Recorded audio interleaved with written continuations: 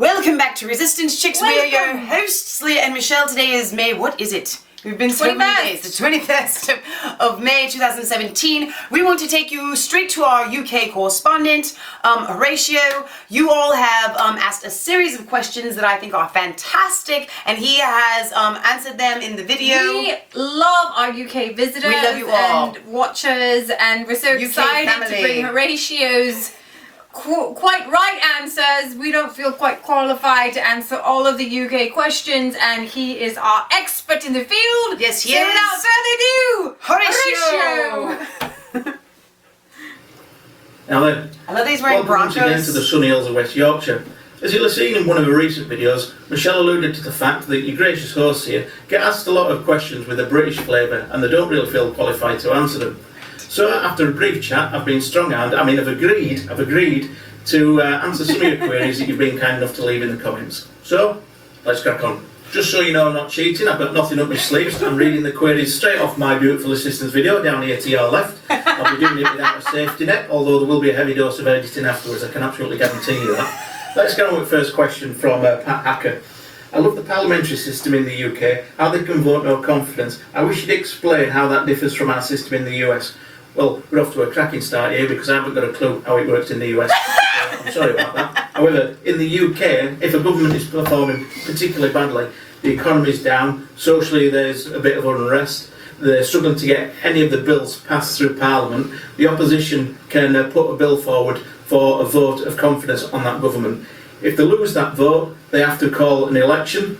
And the last time that happened was in 1979. It was Jim Callaghan's Labour government who had trashed the country with the help of the Conservatives, it has to be said. He lost a vote of no confidence, he lost the election, Margaret Thatcher won the election, and that ushered in the decade of Thatcherism. I've wondered. Is any politician going to stand up for the girls and women that were raped by the Muslim gangs? No, not going to happen. Not by MPs, anyway. Any member of Parliament that stands up and wants to make a stand knows they'll be doing so on their own, and knowing that they'll be attacked from all sides in the Commons and ably assisted by smearing by the mainstream media. As you guys have learned with Donald Trump, what they do, they take any comment, no matter how daft it is, take it out of context and build a whole story around it. So what they'll end up doing, they'll end up attacking the man, not the ball, and the issue that he wanted to raise will get pushed back under the carpet again. Hello from Oklahoma. Hello, Oklahoma. My question is, who do you think it would be more fun to drink a beer with, Farage or Hopkins? No contest. Nigel, every time. As much as I like Hopkins, she's a bit like Milo. She's a contrarian, she's a devil's advocate player, doesn't really believe in anything. Nigel believes in something. He's an honest, genuine guy. Karina M. I'm in the UK and I'm unsure which party to vote for in the upcoming elections, as there are not all parties represented in my area. When this is the case, which party does Horatio feel would be the best to vote for tactically, if it's just Tory versus Labour to choose from? I'm not going to tell you who to vote for. I don't think I'm going to vote for any of the main parties. I think the Tories will run away with it. Whether the gap's going to be as big as everyone thinks, I'm not quite sure. Maybe it'll be even bigger. Really, I haven't got a clue. What you shouldn't do is vote for someone who says things that you don't believe in. Even if you're voting for someone who hasn't got a chance of being elected, vote for them. At least you can say, that's what I believe in. I love that. As someone from the UK, I would like him to explain to our American friends the difference between the House of Commons and the House of Lords. Thank you, Kevin Porter. The difference between the Lords and the Commons is the Lords are not elected. They are all life peers. When their parents die, they get in. The House of Commons is elected by the population. They make laws. The House of Lords can only revise laws. They can't block laws, but they can be such a problem that laws end up getting dropped anyway. Hillary Rotten. Number one, is the UK as liberal overall as it appears in the press? No. Like CNN over there, the press are left-leaning, and that's what comes through their medium.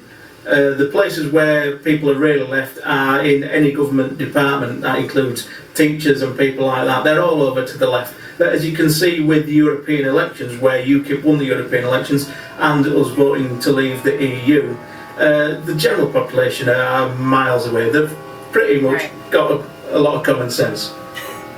John, you've got a lot of questions here. How long do you think I've got?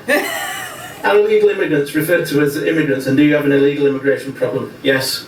Are Muslims considered a special class of people? It's not that they're considered a special class of people, it's that New Labour made it so politically toxic to tackle that issue that they haven't tackled it, and it's got out of hand. And until something really bad happens, nothing is going to happen unless it gets tackled at grassroots level and it works its way up. That's perfect. Why does the UK government say they have to take the refugees? What do you owe them, or did this come from the EU? It's important to know the difference between a refugee, an economic migrant and an illegal immigrant. Great Britain's always had a good reputation for taking in genuine refugees. The thing is, Great Britain's an island. It's impossible to get to the United Kingdom as a genuine refugee. You have to cross through numerous safe countries before you get to the United Kingdom and cross an expanse of water. The only genuine refugees that should be in Great Britain are the ones that we've in the past taken from camps in war-torn areas and brought back to Great Britain. No problem with migration so long as it's controlled. It isn't. Should be in the tens of thousands, and we should have, for me, a quota system. If we need certain skills or lots of unskilled people for certain areas at times of year, no problem with that. Illegal immigration should be stopped, and why we've got people here who the government knows are here and they don't send back to where they come from, I have no idea. This is honest. If you criticise Islam, are you a racist by the Liberals? That's obviously answers itself. Does the mainstream media government pretend only racists are white people? Again, that's a rhetorical question. Will Christian refugees from Europe get special treatment from... These are all rhetorical questions. Are there really no-go zones, and what does that term really mean? Yes, there are. There are a lot of no-go zones. They're in concentrated areas, but there's lots of them. What it means is the areas are so monocultural, and the police and local government haven't tackled the problems there, that these communities just get on with their way of life however they want, Sharia courts, etc. Wow. Is the UK really Christian, or is it just full of Sunday Christians like in the US? Blimey, you could do a full video on that question alone. Because we've got such different histories, we're very different in our Christian cultures. Because of the way your country started out and what it started out for political and religious freedom, for you guys to say that you are a Christian and to make a statement is planting your flag in the ground. It says who you are, it says what you believe in, it tells other people these are my boundaries, don't go anywhere near them. Over here we never had a watershed moment like that. So it's more within who we are rather than what we project.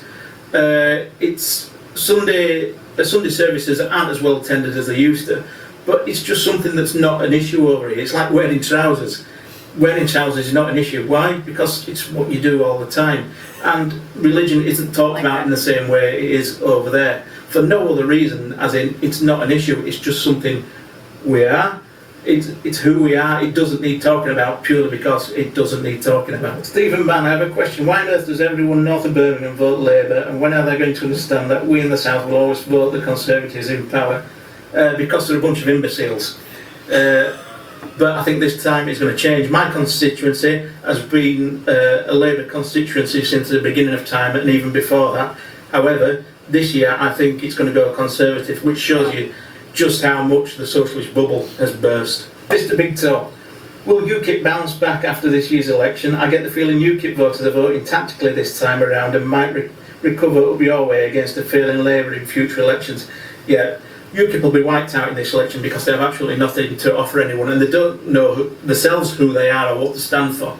Now they've got what they want, there's just nothing there. UKIP will come back with a vengeance in 2022 if Theresa May and the rest of the political class stitch up the population in the Brexit deal. Anything short of dropping out to World Trade Organisation rules will be seen as a betrayal by a lot of people. Personally, I don't see it that bad, but I don't trust politicians to get the best deal like they say. All of them want to stay in, with few exceptions. Wow. So watch this space. UKIP will come back with a vengeance if we don't get what we want. Cricket. Is cricket your game? If so, how do you think England will go in the Ashes against an upbeat Australian team? Well, the others might not show up this year. They're having some contractual problems, aren't they? We've got a new captain, and we never do well under a new captain, so it'll be a really tough contest. It'll never live up to the 2005 Ashes, quality-wise. Those players aren't there anymore. But, as ever, England and Australia it's always a great series to watch. Electoral reform. Any chance of major changes to the House of Lords? No. The thing about the House of Lords is all you need to do is threaten them with change and they'll do whatever you tell them. So I wouldn't worry too much about that. Kenny Iwound, or is it Iwound? Kenny Iwound, oh I get it. So, who's likely to replace Corbyn as leader of Labour when he finally leaves? Again, you could do a video all on its own for this question, and again, it depends how the dominoes fall. If the unions can keep hold of Labour when they get themselves a spanking in this election, then the Blairites and the Brownites will leave, they'll set up their own centre-left party. If that's the case, then Corbyn will stay leader, or maybe John McDonnell might take over.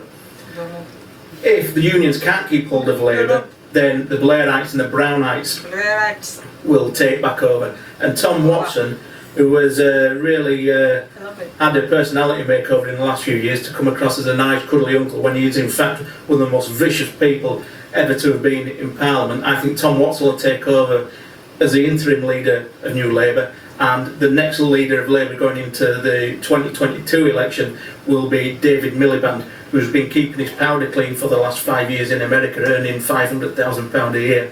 So next election, my bet is that David Miliband is the leader of the Labour Party.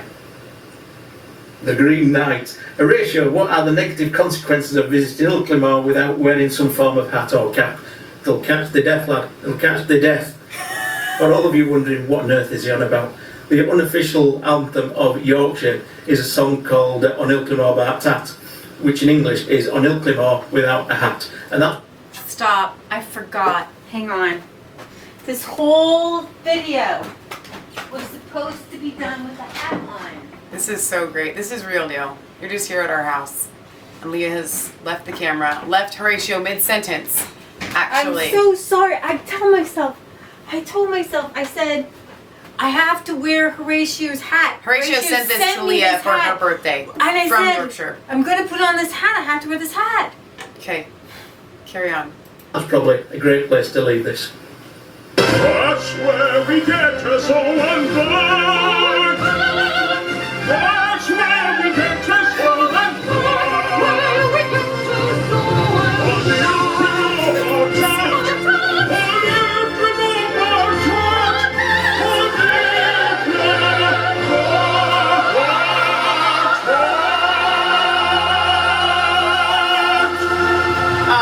Yorkshire actually looks like that. Yeah, it really looks like that. Did it? City. It's C-U and then later is understood. City. City. Oh, Horatio, I love that. And I love that actually. I went to get the hat right before. I did not know I was going to put hats on at the end. And then he put on a hat. How cool is that? A Denver Broncos hat. I love it. It's and I put on his hat. So to the crossing of so you put on like a ball cap, an American ball cap, and then yes, and you put on the flat cap. I'm very excited about this. I'm only so disappointed that I wasn't wearing it all the way. Here is the thing. That was fantastic. That was really fun. He works really hard on these videos to put them together, so I want to thank you very much, Horatio, for the editing process. That was fun. It was 12 minutes, and I thought to myself, that's what I said. He thought it was too long. I was like, I was waiting for more. I thought it was going. Hang on. Yeah. I do need to interject. I put up my question and answer video asking you guys to leave questions on the Resistance Chicks channel and on the Mass Faith 3 channel. Unfortunately, Horatio didn't see the questions on the Resistance Chicks channel until after he had done this video, so I want to apologize first off for that. But second of all, that was really fun. So I think that we should do it again. So if you guys want to leave more questions, you can leave them on this video, and then maybe he will do another one and include the questions from the other Resistance Chicks video. So I really appreciate all the different aspects that he talked about. It's like Horatio is like the UK version, like we think alike. So I love Horatio. I love what you had to say about voting your conscience. Yes, that was really important. was really powerful. I thank you for explaining the House of Lords a little bit. And the House of Commons. I didn't quite understand that before we started to actually do the videos and the UK videos. And I too would rather sit down with Nigel Farage as well. We can have our little mug. You're not laughing now, are you? Up. Yes, thank you. Stick around because I'm going to take my flat cap recap, and we are going to go straight to Nigel himself. In the EU, as he laid down the smack and said, "You will not mess with us. Stop being so rude, you bunch of pansies." Did he use the word pansies? But he said you're being rude. You're being a bunch of rudies. Thank you, Horatio. As always, we look forward to your videos coming from the UK. We love all of you that represent the UK. I know that Horatio is kind of I have to tell you, Horatio, your sense of humor, your dry sense of humor, it just brightens my day. I could listen to you all day long. It is beautiful. So for all of our viewers, I want you to leave more comments to pressure or strong arm Horatio into doing more videos for us, despite the fact that it takes a lot of effort on his part to do the editing. I think he's decided he's going to upgrade to fiber broadband so he has a faster internet so that it doesn't take an hour or over to upload the video. Alright, you guys, this is Leah Michelle signing off for This Is Chicks. Drink a spot of tea while it uploads. They have tea timers. No, not kidding. He goes to this tea place and he gets tea, and there's sand timers, right? And they're like different colors because you turn the timer over because certain teas need to seep for a specific amount of time. And they serve it on a tray with the tea and the timers. This is a big deal. Tea is huge there, all right? I mean, it is a big deal, which I actually appreciate because I think all of Americans drinking coffee are a little bit crazy. You know what I'm saying? Like, the tea is a more right about that. I think you're right about that. Thing. Can we get more like? We need more tea. We do. We don't have like tea places. I've never heard of it. I mean, and then when you serve, when you get tea, you get it in a mug or something, yes. Or they give you a little baggie. Yes. And a little paper cup. No, or a hot cup, water. or sometimes at a restaurant they'll give you the little teapot. Oh, okay, yes. Water. Hot water and a tea bag. Dip, dip, dip. That's how you With no timer, so you're not getting the proper seepage. Proper seepage. Whatever you want to call it, soakage, seepage. Can you do a video on tea? Yes, one video on tea. We drink tea around here, but we don't do it. The guy right, drinks obviously. tea every single day. I like tea. He drinks, this is a big deal. I want to know how to do tea. Proper way to do British tea. Yes, absolutely. Okay, I think there's special Yorkshire tea as well. Alright, we signed off, I think. We thanked you. We asked you to leave comments, ring the bell for notifications. Find us on We're going Facebook. to put on our trousers and say, God bless you. Yes, it's just as, it's every day as putting on trousers, you know? It's our religion is as like wearing pants. You just do it. If you don't have religion, you're running around naked. Yes. Alright. We love you. Goodbye. I'm not sure that's what Horatio meant, but that's what I got out of it. That's good translation. I like it. Alright. City.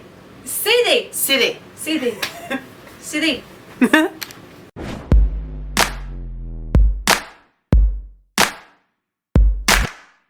I was called all alone.